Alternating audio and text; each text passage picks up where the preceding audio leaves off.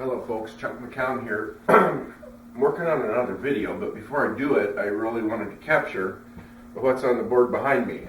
This is roughly off and on again a week of kicking a problem around that really seems simple at its outset. Any, even high school electricity class student should be able to solve this. You would think, okay? Here's the problem. I'm going to erase part of the right side because it duplicates things on the left side. So what we've got here is a very simple little series circuit. Okay, you got a 48 volt battery, you've got a 100 ohm resistor, and you've got a load. The difference between this and most of your problems that you've solved in your life is that this is a constant power load. Now, where do you find constant power loads? Well, a lot of new stuff. Like canopy, subscriber modules, almost anything with a wide input range of voltages. For example, a canopy, the original canopy FSK would take, it would actually operate on from like 11 to 30 volts DC input. But its regulators, what's called a switch mode regulator.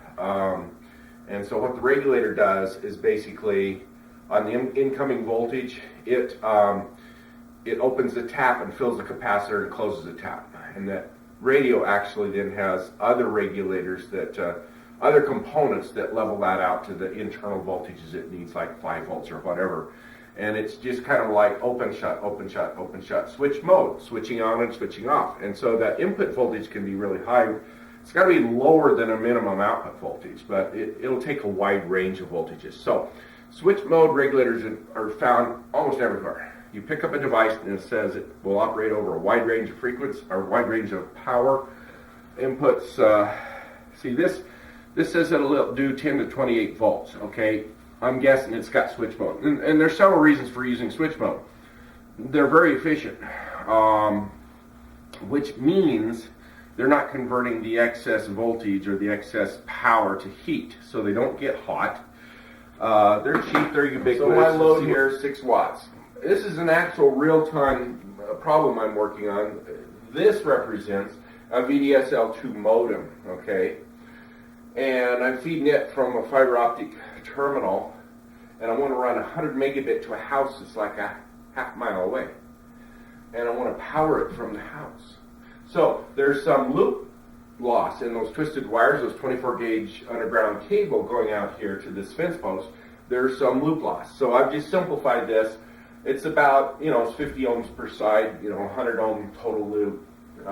Trying to boil this down into something you would see in a typical exam in an electronics class.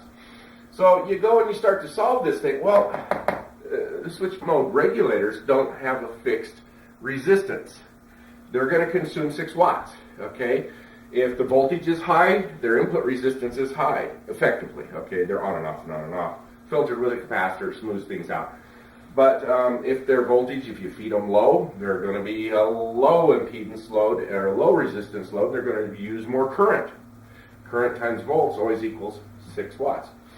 All right, so I started down the road, and I immediately made a rookie mistake that, I don't know why, but I thought that the voltage drop across the resistor was I squared R, which is power. I've probably known this since I was 10 years old, but I solved it all, and I'm like, oh my goodness, this is a more complex problem. And then thankfully, Mark Radabaugh and Chuck Kaczynski and a few others point out, hey, voltage drop is really the current times the resistance, and I felt like an idiot. We were carrying this conversation out on the Animal Farm list. If you don't know what Animal Farm list is, you really should. That's where the brightest people on the planet hang out to talk politics and argue with each other. AFMUG.com. It's a listserv. Okay, so we have the voltage across this resistor, or let's start over here. Voltage across this load is going to be the source voltage, right? Minus whatever voltage is dropped across this resistor. Okay, so we know VL, right? And VL, and we're gonna also say the voltage across this resistor is the one of the first formulas you ever learn, IR, okay? So the current through that resistor, we know it's 100 ohms, so the current times 100 is equal to the voltage across that resistor. So we swap that in for this component right here, All right? And then we know just by Ohm's law that we can rearrange a few things. Current is always equal to power divided by voltage, or voltage times current equals power. So we just make a simple substitution of the I unit here and change its formula. So now we have this formula, okay? Now, we rearrange things just a little bit algebraically and try to simplify them. And just through a couple algebraic operations here, you can see where we ended up with trying to get all the load voltages, which is one of the things we want to solve for.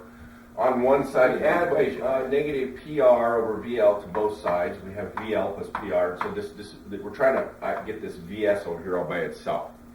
Okay? And so then we're solving, see, it looks like what I did next was I multiplied through everything by VL to remove this denominator right here. So VL times VL is VL squared. This times VL is just this. And this times VL is this, okay? And then when I set this all equal to 0, or I subtract this from this side and from both sides, and I put it in here, so it ends up there. So we have 0 equals this. Now, that's when the light finally went on.